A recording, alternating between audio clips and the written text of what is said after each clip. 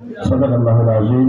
আপনাদের আয়োজিত আজকের এই ৯ নম্বর বাংলাদেশ জামায়াত ইসলামী কর্তৃক গণ ইফতারে উপস্থিত আছেন আমাদের আজকের প্রোগ্রামের সম্মানিত প্রধান অতিথি, বিশেষ অতিথি এবং আমার সামনে উপবিষ্ট প্রান্তীয় মুসল্লিয়ানে কেরাম।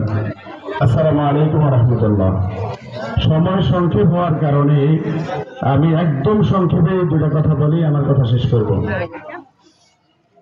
আমরা সকলে ইতিপূর্বে অনেক আলোচনা শুনেছি।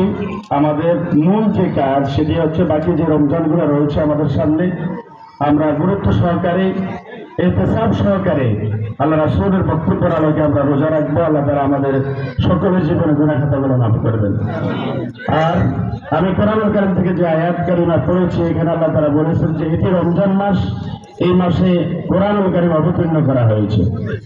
আর এটি অবতীর্ণ করা হয়েছে মানুষের হেদায়েতের জন্য, হুদাল লিন্নাস ওয়া বায়্যিনাতুম মিনাল হুদা ওয়াল ফুরকান। যখন এটা মানুষের সামনে বর্ণনা করা হবে, পেশ করা হবে, তখন মানুষ সঠিক পথের সন্ধান পাবে। ওয়াল ফুরকান, এরপরে মানুষ সত্য মিথ্যার পার্থক্য নির্ণয় করতে পারবে। সুতরাং এই রোজার মাস, এই মাসে আল্লাহ তাআলা কোরআন নাযিল করেছেন। আর এই রোজাটা আল্লাহ তাআলার কোরআনুল কারীমের একটা বিধান। এই বিধান মানুষ গণহারে আদায় করার কারণে, মানার কারণে সমাজে শান্তি বেশি না কম? একটু সবাই কথা বলি এদিকে, যারা স্বেচ্ছাসেবকেরা দিতেছে। আল্লাহর একটা বিধান এই রমাদান।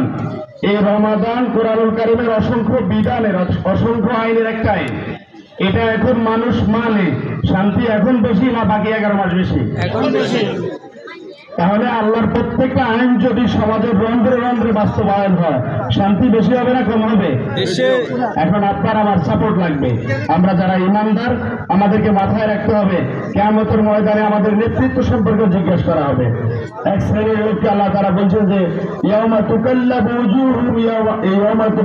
উজুহুম ফিন-নার, কিয়ামতের ময়দানে উপর করে কিছু ব্যক্তিকে জাহান্নামে নিক্ষেপ করা হবে।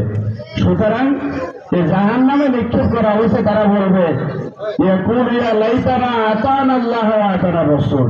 আফসোস, আমরা যদি আল্লাহ এবং রাসূলের প্রত্যেকটা বিধানের আনুগত্য করতাম, তাহলে আজকে উপরে হয়ে আমাদেরকে জাহান্নামে যাওয়া লাগবে না।